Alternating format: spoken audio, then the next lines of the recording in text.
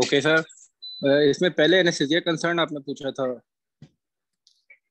तो वो भी बताऊं? मैं असल में थोड़ा सा माइक लगा रहा था अपना। जी जी, आप स्टार्ट करो ना। 45-year-old male, okay known case of chronic suppurative otitis media, presented for mastectomy. The surgeon is interested in having hypotensive anesthesia and also wants facial nerve. So, okay sir, got it. and would you like to do this case as day surgery? तो इसका था कि आपने what are the anesthesia concerns? How will you give anesthesia? How will you provide hypotensive anesthesia? And how will you make the condition suitable for facial nerve monitoring? And would you like to discharge the patient as DSU? Chale.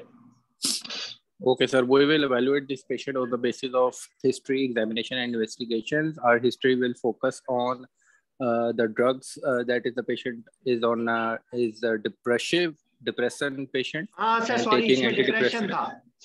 Sorry, मैं miss कर गया था। Depress patient था, depressive था, ठीक है, वो मैं मेरे दिमाग से निकल गया। ठीक है, ओके जी सर। जी जी। So we will ask. Sir scenario दिया हुआ है। हाँ जी, वो मैसेज में आ गया है, मैसेज में आ गया, ठीक है। जी sir, we will focus on the what type of antidepressive medicine the patient is taking, either monoamine oxidase, TCA, antidepressant, or SSRI, and either the patient is taking any NSAIDs or not, or also the time period of the drugs the patient is taking. In the investigation, we have to I will do CBC to look for platelet count and hemoglobin. I should also do RFTs to look for renal function. LFTs, I will arrange blood for this patient. The main concern in this patient, as the patient is the age of the patient and its relative comorbids. Also, the patient is having this is an ENT case, and it is concerned of shared airway and the position related concerns in this patient, and also the anesthesia concerns, the pre-op, intra-op. I will avoid drugs that cause tachycardia. For example, I will not use pethidine, morphine. मैस्टर्डेक्टमी के अंदर कौन सी position होती है? Lateral position होती है। Lateral position होती है, prone होती है विद नेक। सुपाइन होता है, थोड़ा सा टिल्टेड होता है हेड। हाँ जी, तो इसमें आपने ये देख लेना है कि पेशेंट की कोई नेक के अंदर, नेक सर्वाइकल स्पाइन में कोई प्रॉब्लम तो नहीं है, कि उसको लैटरल पोजीशन करने में कोई प्रॉब्लम तो नहीं है, ठीक है। और आपने पेशेंट को ये आप ये कह सकते हैं कि there can be a chance of slight pain after the operation, ठीक है। ये एक वाहिद चीज है जो आपसे पूछ सकते हैं।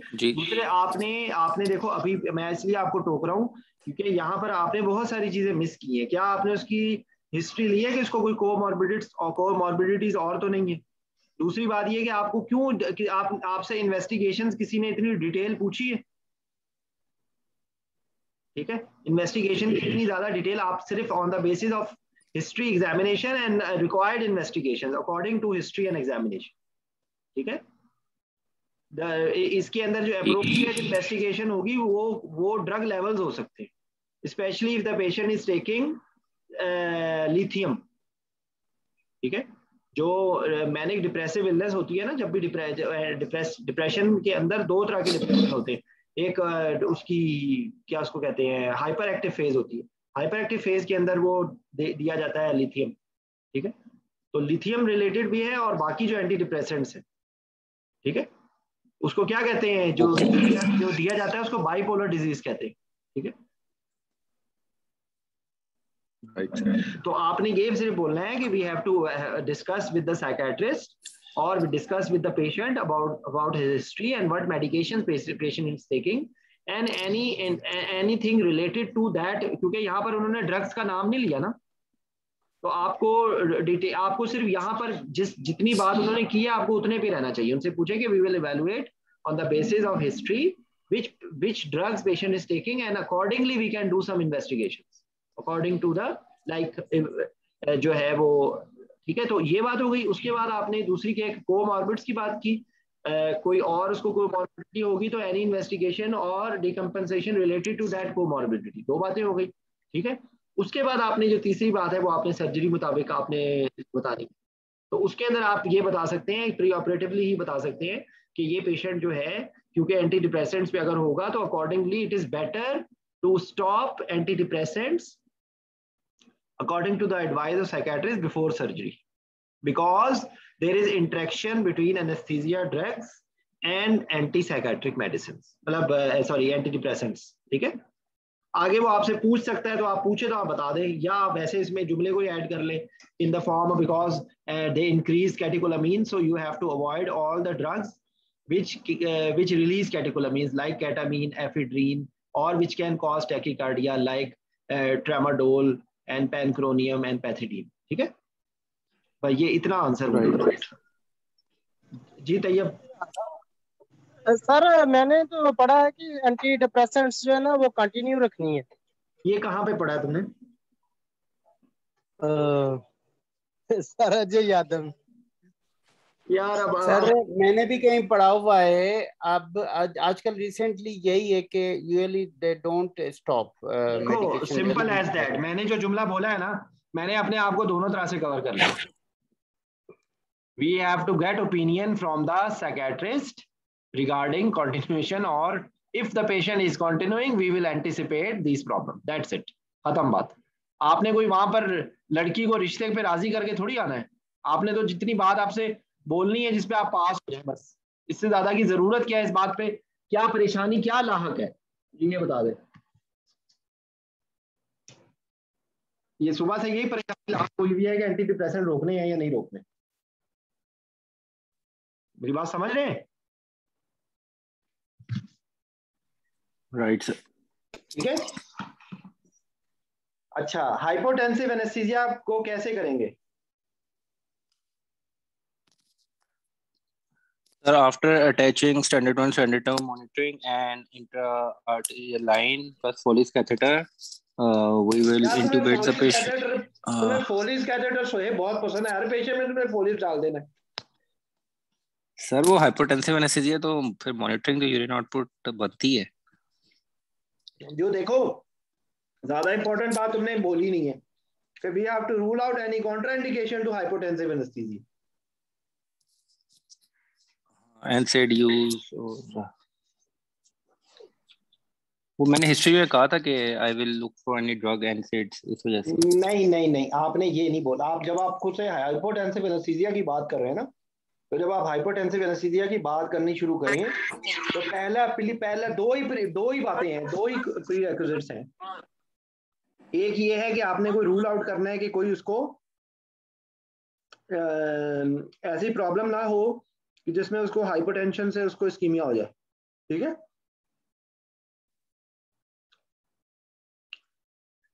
और दूसरी चीज आपको इन्वेसिव लाइन लेनी है, बस, ठीक है। अच्छा, how will you achieve hypotensive anesthesia in this patient?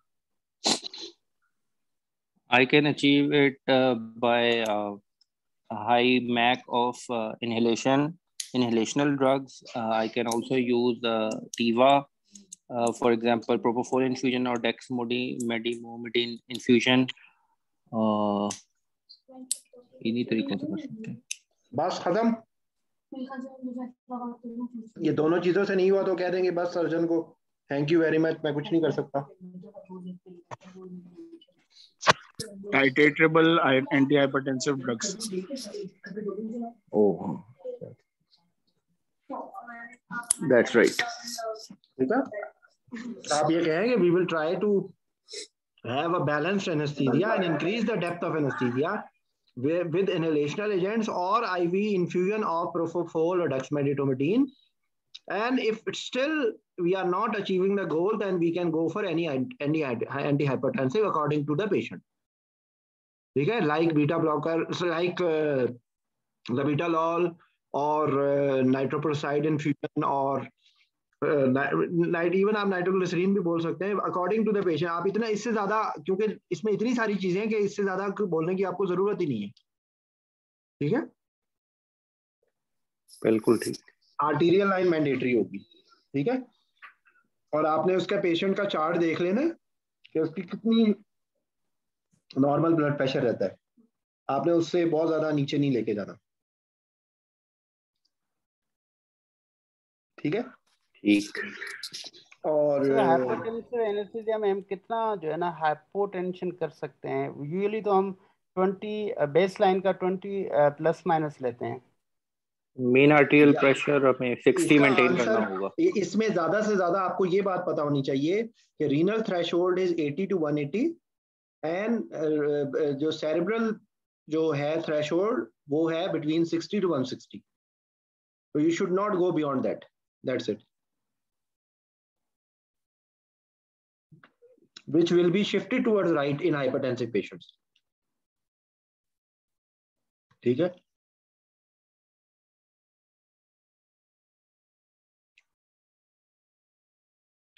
ठीक है जी जी बिल्कुल। अच्छा, अब आगे क्या था कि हाँ facial post operative nerve monitoring के अंदर अच्छा, किसने इवोक पोटेंशियल किसने लिख के भेजा था?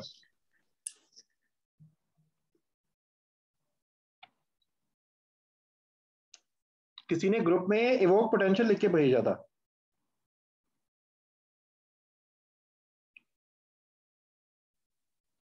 आवाज आ रही है? यस सर आ रही। ये इवोक पोटेंशियल किसने ग्रुप में लिख के भेजा था वाईएम वाले में? क्या इवोक पोटेंशियल करना है फेशियल नर्व की मॉनिटरिंग?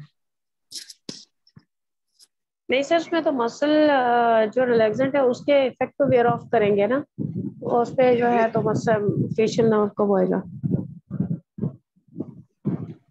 नहीं, देखें इवोक पोटेंशियल होते क्या है। अगर आपने गलती से किसी ने बोल दिया तो वो पूछेंगे इवोक पोटेंशियल क्या होते हैं।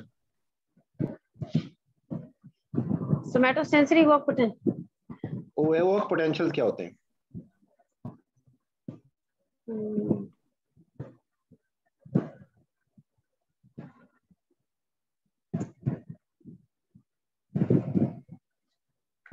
मतलब आप बेसिकली उसमें सेंसरी और मोटर ट्रैक को देख रहे होते हैं ना। इन एडिशन टू दैट वो विजुअल और ऑडिटरी वर्क पोटेंशियल होते हैं। ठीक है, तो उसमें से कोई चीज की इन्वॉल्वमेंट इसमें नहीं आती ना। ये तो एक इंडिविजुअल नर्व को आप देख रहे हैं। और कौन कौन सी आपसे नर्व की मॉनिटरिंग के का जिक्र आ सकता है आपके वाइवा में? एक तो ये फेशियल नर्व हो गई। फेशियल नर्व एक इसके अंदर होती है मैस्टेक्टमी। एक और कौन सी सर्जरी में की जाती है फेशियल नर्व की monitoring? Parotidectomy, parotid gland. Very good. अच्छा, और रिकरेंट लेरेंजियल नर्व की मॉनिटरिंग किसमें की जाती है? सर ये तो थायरॉइडेक्टमी में। अच्छा, उसके लिए एक एडिशनल बात जो आपसे पूछ सकते हैं, वो मतलब पूछ सकते हैं मुराद, आपको पता होना चाहिए कि स्पेशलाइज्ड एंडोट्रेकियल ट्यूब्स होती हैं जिसमें इलेक्ट्रोड्स लगे हुए होते हैं। ठीक है, और उसके जरिए वो मॉनिटर करते हैं। और ये जो फेशियल नर्व की भी मॉनिटरिंग का जो है वो ऐसा होता है कि उसके अंदर इलेक्ट्रोड्स लगते हैं जो डायरेक्ट जो सर्जन उसको मॉनिटर कर रहा होता है तो उसकी साउंड में होता है और मॉनिटर पे उसकी वेव फॉर्म भी चेंज हो जाती है अगर वो नर्व के करीब जाए। ठीक है, ये कोई अगर आपसे पूछ ले ये फेशियल नर्व की मॉनिटरिंग इस तरह होती है।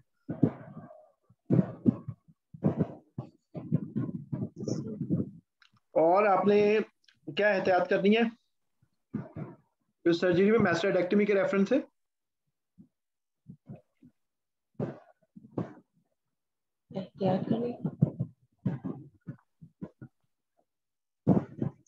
आपने हाइपोटेंसिव एनेस्थीसिया दे दिया, उसके अलावा कोई चीज है जिससे हेल्प मिल सकती है? जो यूजिंग हो रही होती है, ब्लीडिंग हो रही होती है, उसमें कोई है चीज जो आप कर सकते हैं? और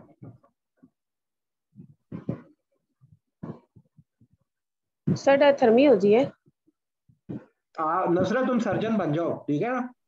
नहीं सर, मेरी बात सोचता है जो ब्लीडर, सर ब्लीडर होता है तो डायथर्मी से वो करते हैं ना। ये हमारे से ये आप सर्जरी का वाइवा देने जा रही हो जो डायथर्मी तो सर हम लोग सर जब न्यूनेटोलॉजिस्ट और सबको बुलाते हैं तो सर फिर हम हर सिस्टम इन्वॉल्व हो गए ना अब तो। ऑफ करो प्लीज, अब करें सोच के बताओ। और सर क्या इसमें मैन्यूवर्स हैं to reduce bleeding during mastectomy? Reduce बताओ भाई, और कोई बताए? Sir hypothermia. हाइपोथर्मिया से ब्लीडिंग रुकती है, कम होती है यासीन, या ज्यादा होती है?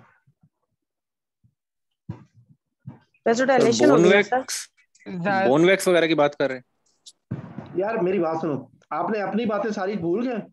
मुझे बहुत अफसोस हो रहा है, आपको एनेस्थीसिया से रिलेटेड कोई बात नहीं याद आ रही इस वक्त मैस्टेक्टमी में। थोड़ा सा अगर हेड साइड ऊपर करेंगे तो वीनस एनगॉर्जमेंट कम होगी। पोजीशन ठीक है, और दूसरी एक और चीज जो देते हैं माइक्रोवेस्कुलर ब्लीडिंग को रोकने, अब इतना बड़ा हिंट दे दिया, अब तो बता दो।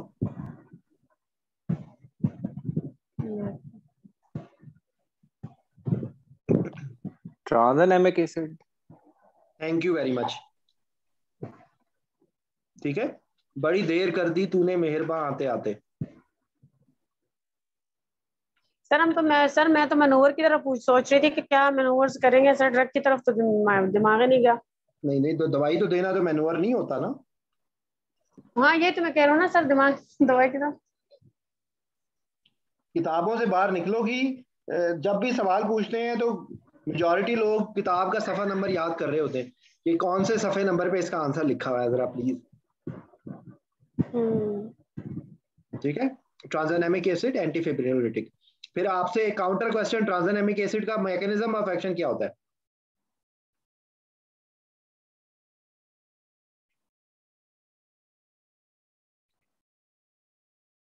हाँ जी,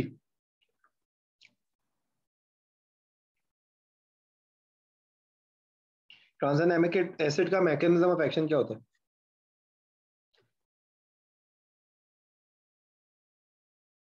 आवाज आ रही है?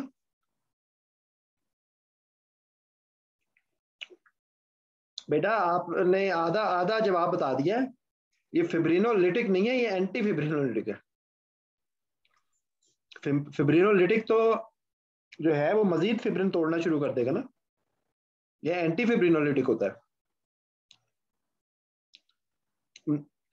No no no no no no no, ये प्लीज डॉट जिसका है प्लीज स्पीक आउट। फिब्रिनोजिन को आपने दो सिस्टम होते हैं बॉडी में, एक थ्रोम्बोटिक सिस्टम होता है और अल्लाह ने ऐसा निजाम बनाया है कि जो एक्स्ट्रा थ्रोम्बस बने उसको ब्रेक भी करता रहता है, उसको फिब्रिनोलिटिक सिस्टम कहते हैं। ठीक है, तो बेसिकली जब ट्रांसएमिक एसिड देते हैं तो ये उस फिब्रिनोलिटिक सिस्टम को रोक देता है, फिब्रिनोलिसिस को रोक देता है। उसकी वजह से जो माइक्रो क्लॉट ब्रेक हो रहे होते हैं वो ब्रेक होने कम हो जाते हैं, तो जिससे वहां पे माइक्रोवेस्कुलर ब्लीडिंग होती है वो कम हो जाती है। लेकिन इसकी एक कॉम्प्लिकेशन होती है कि इससे थ्रोम्बोसिस हो सकता है। ठीक है, स्पेशली इससे जो है ना जो है क्या उसको कहते हैं, इससे ट्रांजिएंट ब्लाइंडनेस हो सकती है, खुदा ना खास्ता। ठीक है, ये आवाज सबकी कहाँ चली गई है? आ रही है सर। अच्छा, मैं मुझे ना मुजीब को आप लोग जानते हैं, जो कराची में लोग रहते हैं उनको तो मुजीब का पता है। तो मुजीब जो है ना वो, उससे मैंने बात की है, वो एक दिन देगा पेन के लिए। ठीक है सर मुजीब सी हमारे पास दो मुजीब थे, एक मुजीब सीनियर था, एक जूनियर था। तो मकालबन मेरा ख्याल में मुजीब सीनियर है जिसकी आप बात कर रहे हैं। जी जी, जो पेन में काम करता है।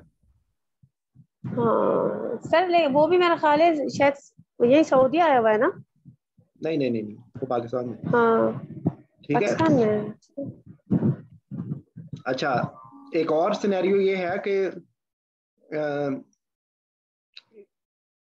जो होता है एनेस्थेटिक कंसिडरेशंस, ये ईएनटी की बात कर रहे हैं तो ईएनटी के बारे में एक और क्वेश्चन पूछ लेता हूँ कि what are concerns in septorhinoplasty?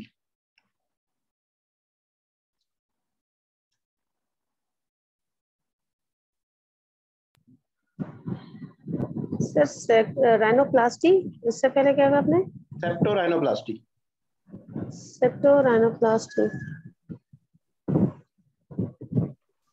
Sir इसमें मेनली दो कंसर्न्स हैं हमारे, एक तो सर्जन्स पोजीशन, क्योंकि उसमें हमें जो है ना वो पेशेंट सर्जन को हेड एंड पे खड़ा होता है एक।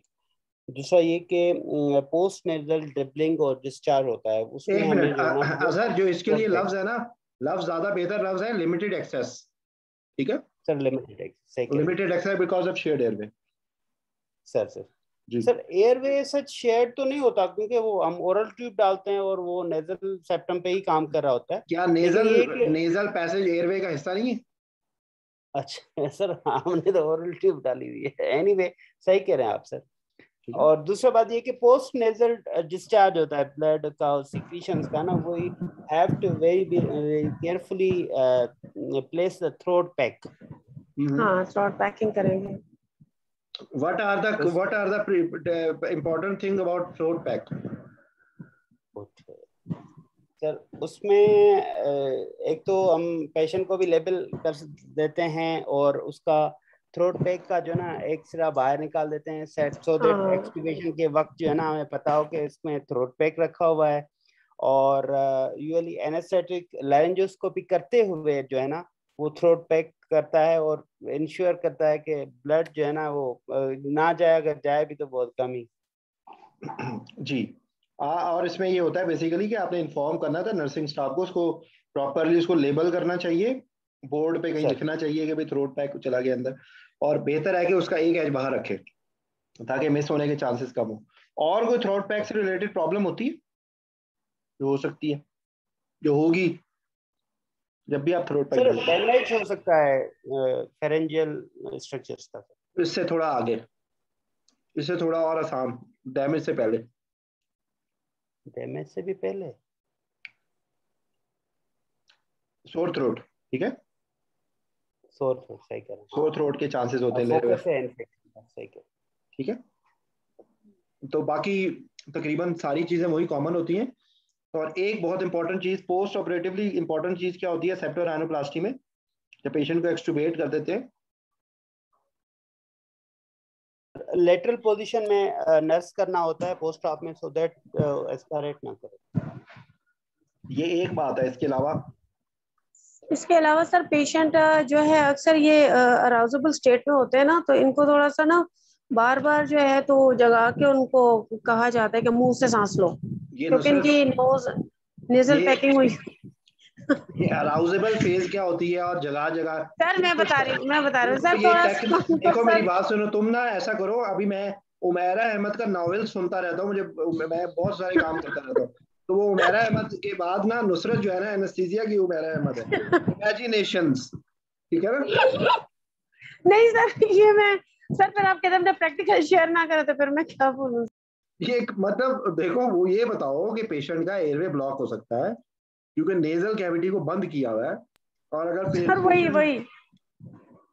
पेशेंट की टंग अगर फॉल करेगी या पेशेंट दांतों से क्लेंच कर लेगा तो उसका एयरवे ब्लॉक हो जाएगा, ठीक है जी सर। ये अराउजेबल और ये सब बातों से ज्यादा बेहतर ये बात है, ठीक है। अच्छा सर आगे चले, ये जो पोस्ट ऑप चैलेंजेस पहली दफा आए, वरना हमेशा इंट्रा ऑप ही आए होते हैं, ये प्री ऑप पे लगे रहते हैं हम। इसमें पहली बार आपने पूछा कि पोस्ट ऑप चैलेंजेस, तो मेरे तो दिमाग में है कि पोस्ट ऑप नोजिया वॉमिटिंग है, पेन कंट्रोल है, हिपोडायनामिक इंस्टेबिलिटी, और देखो पोस्ट ऑप ऑब्स्ट्रक्शन हो सकती है ना, एक पैसेज आपने बंद कर दिया है, ठीक है, वहां से ब्लीडिंग भी हो सकती है, ठीक है। और दूसरी बात ये कि अगर ट्यूब यही कंसर्न आपका जो है तकरीबन इससे ऑपोजिट डायरेक्शन में होता है उधर, जब मैंडिबल को ब्लॉक, जब जॉ को लॉक बंद कर देते हैं फेशियोमैक्सिलरी सर्जरी में, तो उसके अंदर आपने ये बताना है कि there should be a cutter on the bed side, there should be nasopharyngeal airway placed, क्योंकि अब दांत तो मुंह तो बंद है, वो अगर वो उसने जबान से एरिया ब्लॉक हो गया तो आप उसको वेंटिलेट कैसे करेंगे अगर नाक भी बंद हो, ठीक है। तो आपने वेजो कंस्ट्रक्टर यूज करना है उस केस में, ठीक है। अच्छा, और पोस्ट ऑपरेटिव क्या कॉम्प्लिकेशंस हो सकती है? ने एनैमोरेट व्हाट पोस्ट ऑपरेटिव कॉम्प्लिकेशंस और कैसे उनको डील करेंगे? सर नंबर 1 तो पेन है, नंबर 2 शाबाश।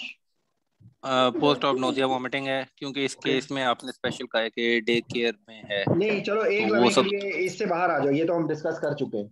वैसे पोस्ट ऑपरेटिव ठीक है। पोस्ट ये बेसिकली आपसे ये एक मेरे अभी बात करते करते एक सिनेरियो आया कि what is Paiku, what is post anaesthesia care unit, what are the requisites for post anesthesia care unit, okay, what are the challenges or what are the problems which can be faced in post anesthesia care unit? बन गया ना सवाल एक? जी sir. चले जी। Sir उसमें sir patient हाइपोवेंटिलेट कर सकता है, पेशेंट का पेन का एलिमेंट हो सकता है, नोजिया वोमिटिंग हो सकता है।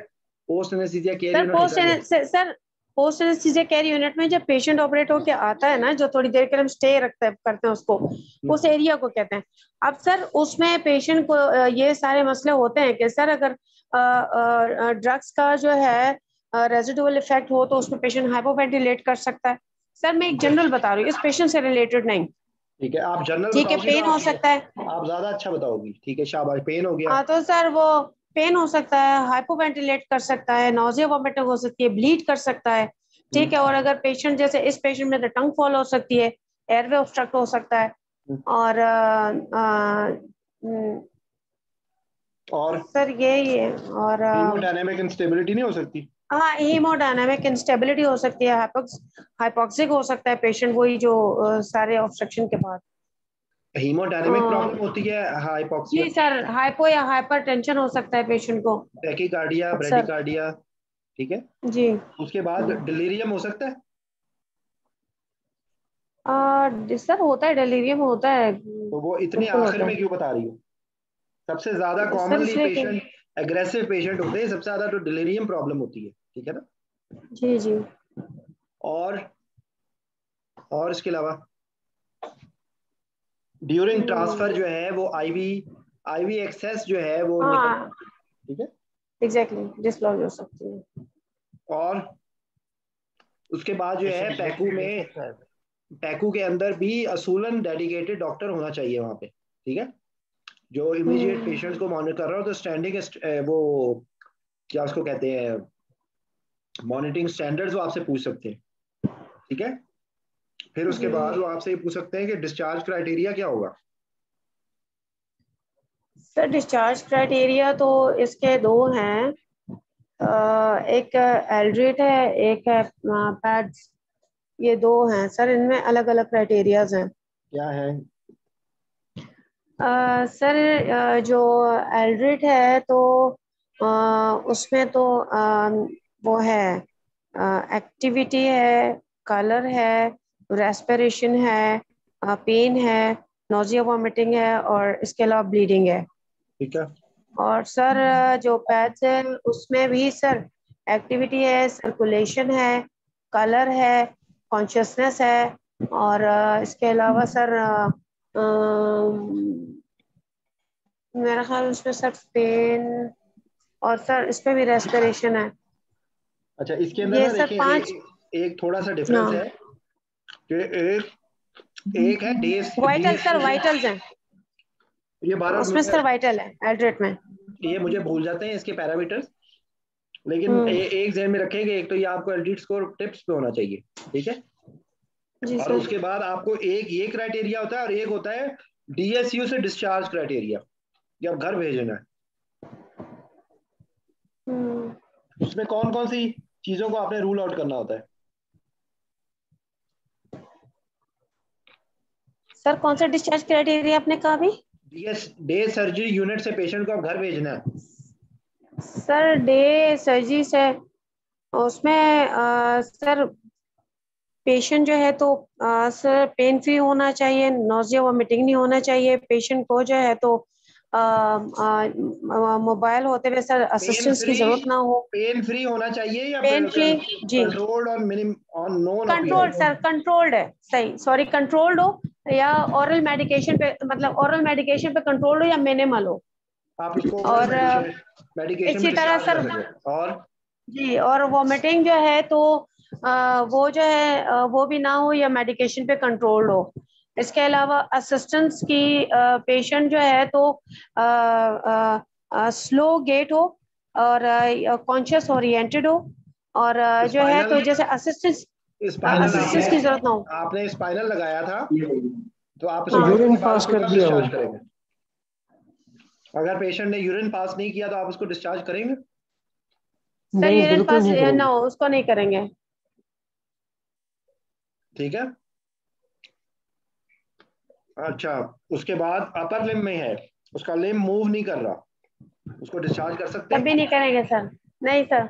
जी कर तो सकते सर ये है कि चारों लिम्स मूव करने चाहिए। नहीं, अपर लिम्ब में कर सकते हैं उसको सर वो उसमें है ना सपोर्ट के साथ उसमें अपर लिम्ब में उसको स्लिंग लगा के उसको डिस्चार्ज कर सकते हैं, उसको एक्सप्लेन करके उसको कर सकते हैं। ठीक है सर, स्लिंग लगा के? जी जनाब, कंफर्म कर लेंगे। फ्रैक्चर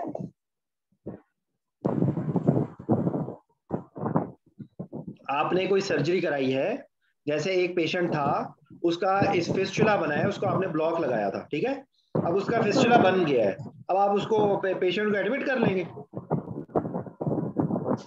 नहीं sir, thank you very much, मैंने आपको एक एग्जांपल बता दिए। अपर लिम्ब में कर सकते हैं, लोअर लिम्ब में नहीं करना। ठीक है,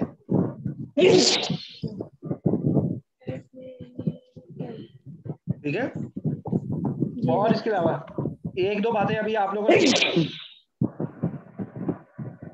जी सर। कोरोना जो है ना वो जूम मीटिंग में भी फैल सकता है, सब लोग मास्क लगा लें। सर इसमें एक आधी नहीं बात सर। और थी ये कि अपना पेशेंट का जो घर जो है ना नियर बाय हॉस्पिटल हो और Thank you. उसके साथ कोई अटेंडेंट अवेलेबल हो ओवरनाइट। जी, उनको उसको एक्सप्लेन करना है, उसके साथ कोई अकम्पनिंग बंदा हो और वो अंडरस्टैंडेबल हो। ठीक है, और आपका उसका फासला जो है वो बहुत ज्यादा फासले पे ना हो। ठीक है, तो आपने ये डे सर्जरी देखें, ये जो डे सर्जरी का टॉपिक है ना, क्योंकि ये जरा सा ट्रिकी सा टॉपिक है, ठीक है, तो ये आपके टिप्स पे होना चाहिए, ये आपसे जरूर पूछ सकते हैं। विच ये हम लोगों को उस जमाने में जब रिटर्न होता था ना, तो हमें ये क्वेश्चन आया था रिटर्न के अंदर, which regional anaesthesia blocks are suitable for day surgery. ठीक है, आंसर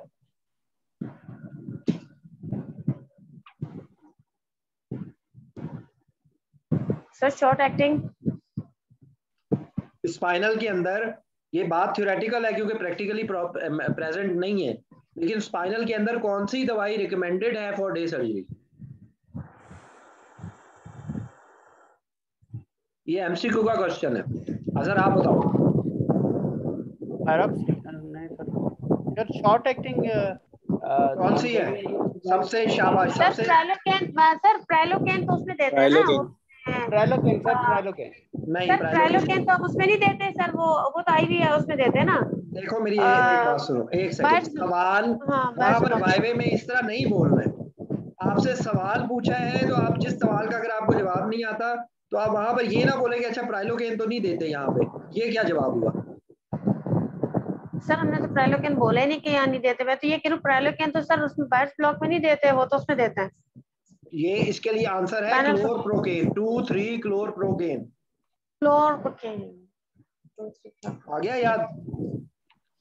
अगर ये आपको पता होना चाहिए। ठीक है सर।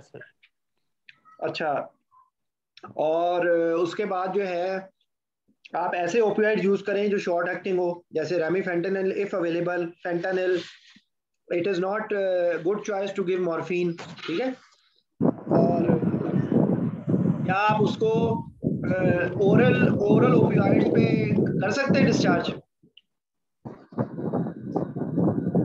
नहीं सर हमें नहीं, वो तो सर वॉमिटिंग करना हो जाए वॉमिटिंग कराएगा। अच्छा, तो ट्रेमाडोल जो है वो ओपियाइड नहीं है? वीक ओपियाइड सर, तो वो भी तो करवाता है। ट्रेमाडोल पे डिस्चार्ज होते हैं, ट्रेमाडोल तो ओवर द काउंटर भी अवेलेबल है। ठीक है, ओवर द काउंटर का मतलब होता है कि जो बगैर प्रिस्क्रिप्शन के भी दवाई मिल ये जाती है। बगैर प्रिस्क्रिप्शन के देते हैं। ठीक है, तो ओरल ओपियाइड पे कर सकते हैं, पाकिस्तान में क्योंकि अवेलेबल नहीं है उसलिए सर ट्रामाडोल? नहीं ट्रामाडोल नहीं, मैं आपको जो दूसरी बताने लगा हूँ, पाकिस्तान के अंदर ये कोडीन की टैबलेट्स अवेलेबल है।